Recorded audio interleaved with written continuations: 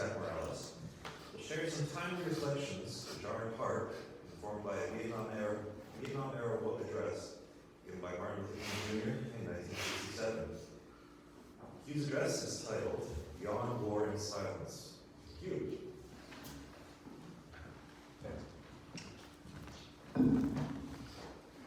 Thank you, Alan. Thank you, Michael. Thank you all for being here. Okay. Thank you. So let me start by saying that this was a very hard talk to prepare. I'm not an expert on the Middle East, and even experts are confounded about this.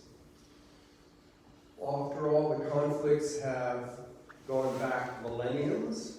They've involved the overlap of three major Western religions in an area that's a crossroads of trade that sits on top of billions of dollars of oil, that has a long history of colonial and imperialistic conquest, and is currently layered over with the suffering and the fear of millions of people already scarred by holocausts and holy wars. So what are you going to say? Likely some of the things I'll say, some people will disagree with. That's fine, we have a diversity of opinions, it's a tough subject. Some of you will judge my comments too mild, and I accept in advance these critiques. I hope we continue this discussion. A year ago this month, in honor of Dr. Martin Luther King, I spoke from this spot in a talk titled Resisting American Anti-Semitism. I spoke of King's collaboration with the Jewish community to resist racism and fascism. And this year I'm going to turn to MLK again, this time for the courage to speak about the Middle East. I'm seeking his wisdom from the speech that he gave at New York's Riverside Church, entitled Beyond Vietnam, A Time to Break the Silence. I hope it would help me break my silence. I'm not as courageous as Dr. King, and he knew that the words that he was going to speak would trigger anger and hatred. But he spoke.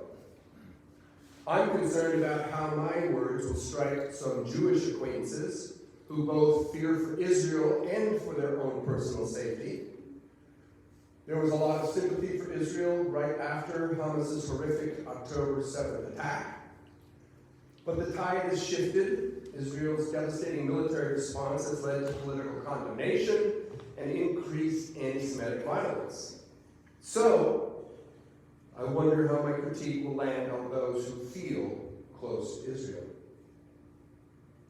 I'm concerned that those most concerned with the suffering of non-Jewish Palestinians will feel that my criticism of Israel's policies is insufficient. A member of my family was arrested recently at a protest for the Palestinian people, and I wonder how my words will fall on them. And what makes this even more difficult is that in speaking about Gaza, I'm reminded that I don't say enough about so many other cases where innocent people are victimized by violence. None of us spoke out enough, I believe, about the violence in the past in Rwanda or in Bosnia. I think my own discussion of Ukraine and support for innocent people there is insufficient. I've done much too little, I think much too little in general has been done, to alleviate or even understand the current violence and suffering in Mali, Ethiopia, Myanmar, more places. I do feel like I have a particular responsibility to speak about Gaza because my tax dollars are supplying Israel with weapons of destruction as well as some aid to that area. Henry David Thoreau spent time in jail for refusing to pay his taxes that would support a war. So maybe I should be in jail for that same reason. But, as I said, I'm not as courageous as Thoreau, definitely not as courageous as King, but I'm grateful for the inspiration of MLK's life, and I'm going to turn to him now. Now, in the years leading up to April 4th, 1967, when he gave that speech at Riverside Church, he had spoken against the war primarily because it drained money away from domestic needs and social services. But more radical advocates, like Stokely Carmichael or Malcolm X, demanded that he condemn the war more forcefully. But King hesitated, explaining at Riverside Church that, quote, "Men do not easily assume the task of opposing their government's policy, especially in time of war. Nor does the human spirit move without great difficulty against all the apathy of conformist thought within one's own bosom and in the surrounding world. Moreover, when the issue at hand seems as perplexing as they often do in the case of this dreadful conflict, we are always on the verge of being mesmerized by uncertainty. But we must move on." Now, King began to move on when he learned more about the details of what was happening in Southeast Asia, including the use of Agent Orange, which killed many people and caused starvation.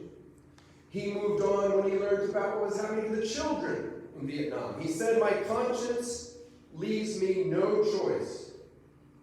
He concluded that, quote, a time comes when silence is betrayal. And though speaking up can be a vocation of agony, we must speak. We must speak with all the humility that is appropriate to our limited vision. But we must speak.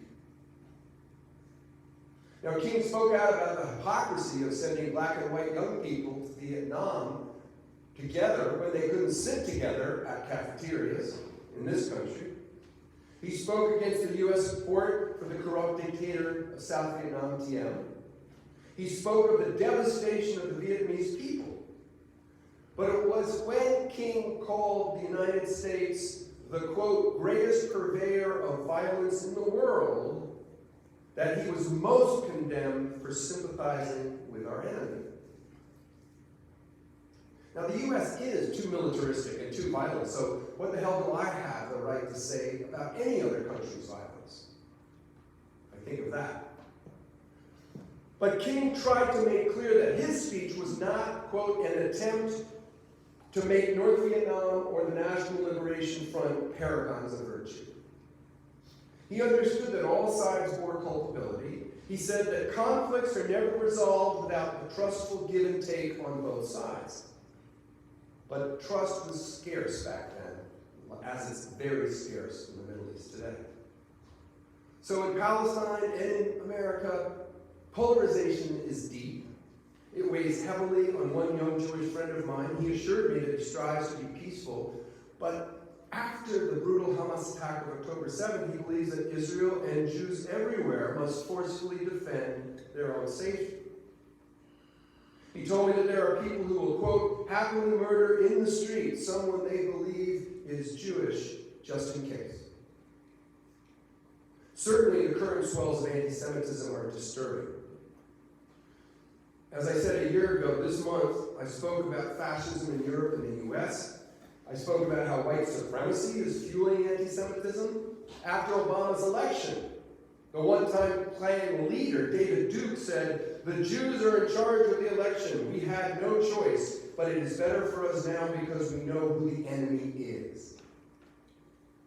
I'm not going to go into the millenniums of anti-Semitism, but I urge you to listen to the talk that I gave last year. But I will say that the very existence of Israel is partially due to anti-Semitism. Zionism, the movement to establish a homeland for Jewish people, picked up steam when Theodor Herzl and other Jews were fed up of being targets of hate in Europe, particularly in France and Germany and Russia. And the Holocaust crystallized this existential threat. Jews who were escaping Germany on the transatlantic liner, the St. Louis, were refused entry to Cuba and the United States. And some of them died in Europe after having been returned there. Even after the war, when the extremes of anti-Semitism were so clear, the British did not allow the ship Exodus to disembark Jewish refugees in Palestine. So for many Jews, with so little support from so much of the world, a homeland felt essential. Now today my friend is hearing harsh threats at pro-Palestinian rallies, and I believe him when he tells me that he's experiencing hate speech and suppression, intimidation. He's heard others glorify the violence committed by Hamas. He's read hateful phrases yelled at one pro-Palestinian rally, including, "Gas all the Jews." Now, while I know the vast majority of those speaking out for Palestinian rights say nothing like this at all, I want to repeat that. At most of the vast majority of those speaking out for Palestinian rights say nothing like that. He is still feeling under attack, and I believe his experience. And I call on everybody, regardless of your position on Gaza, to denounce anti-Semitism, as you would denounce all forms of hatred. Now, this hostility was less evident immediately after October 7th because, as I said, Israel was momentarily embraced as the primary victim. The fate of the hostages was central, and that they still need to be free. But the response by Israel has flipped the script. The horrible suffering of the Palestinians has become the primary focus of the world's sympathy. And unfortunately, when people point out the devastation of Gaza and the deaths of thousands of Palestinians, children, women, non-combatants, they're often accused of anti-Semitism. So what drives that response? Because it's unreasonable to equate criticism of the actions of Israel with anti-Semitism. It's simply false logic. But given the shadow of the Holocaust and all the other anti-Semitism, I understand why some make that claim. And I think that it's due to centuries and centuries of trauma. Ever since I read Resman Meneka's book, My Grandmother's Hand, which taps new studies in epigenetics, I understand better how trauma is passed on from generation to generation. Though Meneka focuses on the impact of centuries of racism, his approach also suggests how the trauma of anti-Semitism is passed down, particularly due to the Holocaust. The violence, dehumanization, helplessness, sense of global abandonment experienced by a generation of Jewish people doesn't just dissipate in the air. It remains in the bodies and the memories of the survivors and their descendants. In his book, The Lemon Tree, Sandy Tolan writes about the wounds carried by many Holocaust survivors who made it to Israel. Some describe them as broken souls. Israel's first prime minister, David Ben-Gurion, expressed a similar sentiment, although in a slightly more insulting manner, after saying that those brought to the Nazi death camps acted like lambs led to the slaughter. He described some survivors of the Holocaust as human dust. He added that, quote, turning these people of dust into a cultured, independent nation with a vision will be no easy task. Tolan writes about how that led to a deliberate reframing of the image of the Jew. To eliminate the stereotype of a weak, quote, squirming ghetto Jew, Zionists promoted the image of a new ideal Jew, standing tall to defend Israel. And I appreciate this desire to reframe the historic victimization of Jewish people, but I worry that this effort contributed to a warrior mentality rather than a peace builder mentality. I've loved the slogan, never again, because I assume that it meant a commitment to never let anything like the Holocaust happen to anyone ever again.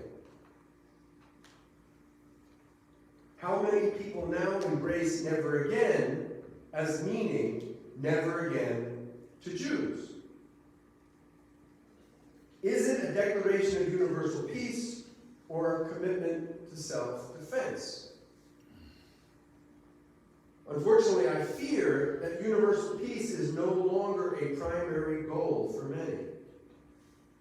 For many in power in Israel right now, self-defense through military actions dominate their energies. the trauma experienced by Jews is being passed on to Arab Palestinians. Military force and violence continues and continues and continues. It was true in 1948, after the founding of Israel. While many Arab Palestinians were enraged about the UN's partition of Palestine, David Ben-Gurion insisted that, quote, the boundaries of the state will not be determined by a UN resolution, but by the force of arms. As land designated to the Palestinians by the UN was seized by Israel, some Israeli officials criticized Ben-Gurion for making things worse. One of the most famous was the agricultural minister Aaron Sisling, who foresaw cycles of violence. He said, we still do not properly appreciate what kind of enemy we are now nurturing outside the borders of our state. Our enemies, the Arab states, are a mere nothing compared to those hundreds of thousands of Arabs, that is, Palestinian refugees, who will be moved by hatred and hopelessness and infinite hostility to wage war on us, regardless of any agreement that might be reached. That is Israel's agricultural minister of a half century. So for decades, people have worried about establishing this endless cycle of violence and retribution, and many say that the more brutal and aggressive forms of Zionism are actually hurting both chances for peace and Israel's own security.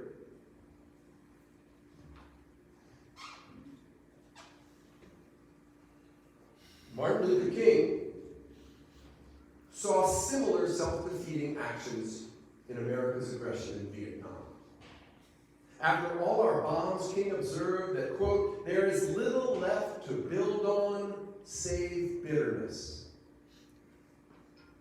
He bemoaned what he called the brutalizing process that goes on in any war. Now, at Riverside Church, he said, every day the war goes on, the hatred increases in the hearts of the Vietnamese and in the hearts of those of humanitarian instinct. The Americans are forcing even their friends into becoming their enemies.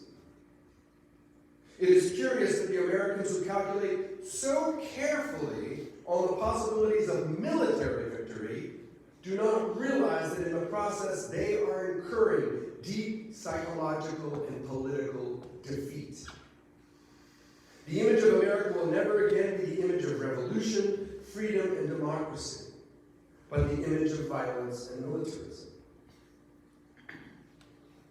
And isn't that what's happening in Palestine? Hate breeds hate, war breeds war. Violence rarely brings peace. As Gandhi said, eye for an eye makes the whole world blind. Which makes me wonder, who is benefiting? Who benefits from this cycle of violence? Not the thousands plus Israelis murdered and tortured by Hamas. Not the thousands of dead Palestinians in Gaza, almost half of them children. Not Israeli peace activists subject to harassment, interrogation, or arrest by their own government. Not members of Hamas who committed atrocities or died themselves or both due to the lies they were told about rewards that await them in the afterlife. Perhaps some leaders of Hamas are benefiting in the short run. Most are not on the front line. They live in relative comfort outside of Palestine. Ismail Hayani, a senior political leader of Hamas, is living in Qatar. And as this conflict continues, he garners more support and funding. Politically, both Netanyahu's coalition and Islamic extremists, particularly in Iran, are benefiting in the short run. Netanyahu himself, whose popularity is buoyed by the war fever gripping the Knesset, may be postponing his own arrest and trial. I mean, it's tragic how war so often solidifies those who are in power, who are waging the war. Israel's extreme right, and Hamas's extremists as well, make peace hard to attain. The Israeli historian Yuval Noah Harari, you may know of, might be correct in saying that peace is only possible if Hamas is eliminated and the Netanyahu government is replaced. I think it's fair to say that the Arab kings and princes used Israel to distract from their own shortcomings of their self-serving autocratic rule, just as many American politicians are using this conflict as campaign fodder. War and violence and the anxiety that they create make it easier to manipulate citizens. Of course, war profiteers are benefiting from the conflict. They always do. I wonder, are they in this unseemly alliance with groups hoping for an Armageddon in the Middle East in order to realize an ugly apocalyptic biblical prophecy? You know of them. Those chasing bloody prophets or bizarre theories fan the flames of war. So it seems that we have to abandon the exclusive use of military approaches to solve this riddle.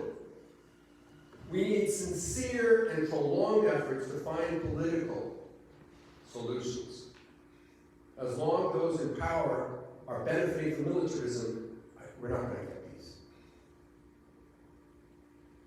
So I wondered whether the United States could have resolved the conflict in Vietnam through a political solution.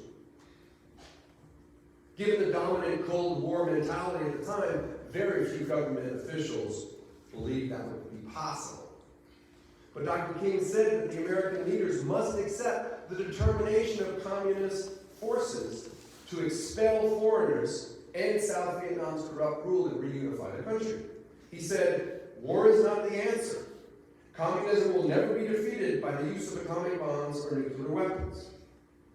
Instead, he counseled all sides must be included in building the peace. It's not always so clear, hindsight 2020 maybe, I don't know. But it seems to me that the Palestinian situation is similar. We need a sincere commitment on all sides to a political solution. And that's part of the thinking of the young man I told you about, concerned about anti-Semitism. He sent me links of Israelis and Arab groups committed to serious and sincere dialogue. I mean, many Jewish people are very critical of Israel. While condemning anti-Semitism, we also have to reject that trope that criticizing policies or actions of Israel is the same thing as being anti-Semitic. And many Arab citizens hate Hamas. This young man said this is a conflict of peace and freedom versus war and oppression. I think that's right. So we have to end or help Israel end its violent neo-colonial policies, and we have to neutralize Hamas's violent radicalism. I think Israel needs to give up those territorial ambitions and withdraw from the West Bank. I think the Palestinians need a true sovereign state, because if that area of the world is not shared, I don't think we're going to end this violence, ever. The death and the suffering of the past months has been heartbreaking, and it's going to continue to haunt us for a long time, even if this war ends today. Now, for a while I supported both the human rights of Palestinians and the right of Israel to exist, and I believe that these would best be served by a two-state solution. But recently I've come to think that maybe two-state or even one-state solutions are too limited in their view. Maybe they can't work, because given the complexities and the pain that run through the history, it's really difficult. Looking at a map of settlements, for example, and what the UN said were Arab-Palestinian territories. Despite the fact that Martin Luther King was accused of taking sides, he knew how deeply complex Vietnam was. That was shown by the journalist Martin Kramer, who studied King's views on the Middle East. So I wonder, are there solutions that we don't even envision yet? Maybe rather than advocating for particular solutions, we need more human dialogue. Maybe we need more grassroots relationships between Palestinian Arabs and Israelis. Maybe the power brokers inside and outside the region need to step back and empower the people actually living on that land so soaked in blood. Empower them to speak to each other and to work together. Maybe it's too hopeful, but that is the bottom line of this book, The Lemon Tree. Sandy Tolan states that we have to get away from simple narratives. One that dominated my upbringing was that of Leon Uris from his book Exodus, which glorified the founding of Israel, but portrayed Arabs as, according to Tolan, quote, pathetic or malicious or perhaps worse. And the message that Israel needs to be secure cannot be all we hear. The interests and lives of Palestinians must also be central. Must be central. Now, Tolan insists that the actual history is far more complex, not to mention richer and more interesting. And in The Lemon Tree, he teaches the history through the story of two people. Bashir Kariri is a Palestinian born in 1942 whose family was driven from their home in Al-Ramla in 1948. And soon after that time, Dalia Ashkenazi Landau arrived as a baby from Bulgaria to build a new life for their family in the Jewish homeland. The home they settled in was Bashir's. When Bashir and two cousins showed up to that house 2 decades later, Dalia opens and opts for hospitality, not for hostility. She invites them in, and she says, make yourselves at home. Perhaps oblivious to how that phrase might strike her guests. After all, Bashir's father built that home. Dalia watched her guests walk almost reverently through the house. She said, I had the sense that they were walking in a temple, in silence.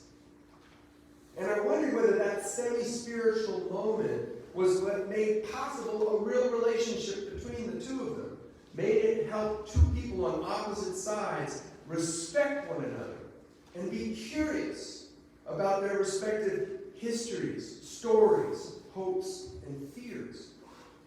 They got to know each other. At Riverside Church, Dr. King explained that in the quest for, quote, compassion and nonviolence, it helps to see the enemy's point of view, to hear his questions. And as Bashir and Dalia, as they developed their relationship, it led them to build a relationship. It led the home built by one family and occupied by the other to become a daycare center for children of Arab and Jewish ancestry. And it wasn't all rosy. There were misunderstandings and disagreements. Bashir was jailed 8 times for a total of 15 years. His association with extremists shocked Dalia. Bashir was dismayed at Dalia's defense of Israel's use of force. I'm sure at times they both thought the other was supporting terrorism. We all carry around that label, terrorist, to pin on those that we fear and misunderstand, but they were able to stay in dialogue.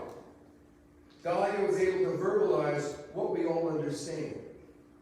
She said, quote, I know that what we consider terror on our side, your people consider their heroic armed struggle with the means at their disposal. What we consider our right to self-defense when we bomb Palestinian targets from the air and inevitably hit civilians, you consider mass terror from the air with advanced technology. Each side has an ingenuity for justifying its own position. How long will we perpetuate this vicious cycle? End quote. There were years when Dalia and Bashir did not speak to each other. But in the darkness of conflict, that daycare center was a small point of light made possible by two people willing to have a relationship. Isn't that what we need more of today? Now, the hard work of building relationships across difference is very much at the heart of ethical culture, and it's not easy. It's also the daily work of many of the groups that I recommend you explore. I've only begun to look into these, so I don't know them fully, but I hope that some of them hold better solutions than those suggested by those politicians and terror propagators who are just doing what they think is going to further their own self-interest. Their narrow, short-term, short-sighted, and cruel self-interest. We need to build peace, not bombs and walls. So peace activists outside and inside Palestine reflect these words spoken by King at Riverside Church. He said, "A genuine revolution of values means, in the final analysis, that our loyalties must be ecumenical rather than sectional. Every nation must now develop an overriding loyalty to mankind as a whole in order to preserve the best in their individual societies. This call for a worldwide fellowship that lifts neighborly concern beyond one's tribe, race, class, and nation is a reality. A call for an all-embracing, embracing an unconditional love for all mankind." So which of these groups that I'm going to mention, and I have a sheet that you can take, or I can email them to you, might help embrace this perspective? How about Combatants for Peace?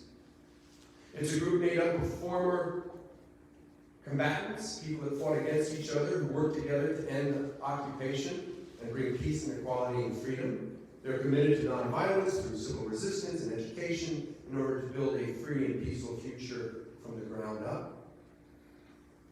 Maybe we should support Standing Together. I like how this group calls out those who benefit from the status quo of occupation and economic inequality and seek to keep us divided, end quote. They advocate for peace and independence for Israelis and Palestinians, for equal rights for all citizens, and true social, economic, and environmental justice. I'm also intrigued by If Not Now, which calls for an immediate ceasefire with a familiar but adapted cry of never again for anyone. Some consider Jewish Voices for Peace too uncritical of Israeli policy, and others see them as too much of a fringe group. But some folks I trust tell me that they are an important part of this conversation. For a long time, I've supported J Street as a middle road, seeking a two-state solution. What about the Ask Project? This is an effort by a videographer named Corey Schuster that allows ordinary residents in Israel and the West Bank to share their views and hopes on building peace. So as I said, explore some of these. Let me know what you think. I'm going to conclude with the enduring theme of love. King ended his Beyond War speech saying that the Nietzsches of the world often dismiss love as a weak and cowardly force, but he emphasizes that they misunderstand it. Love has become now, Dr. King explained, an absolute necessity for the survival of man. He explains, quote, "When I speak of love, I'm not speaking of some sentimental and weak response. I'm not speaking of that force which is just emotional bosh. I'm speaking of that force which all the great religions have seen as the supreme unifying principle of life. Love is somehow the key that unlocks the door which leads to ultimate reality." Now, King was killed 1 year to the day after he gave that speech.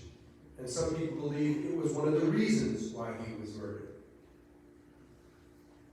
So did this prophet of peace too threaten the interests of those who only wanted profits and power? The last words he spoke at the church remain with us. We still have a choice today: nonviolent coexistence or violent co-annihilation. We must move past indecision to action. Can we move beyond war and silence? Let's speak and act for peace. Thank you very much.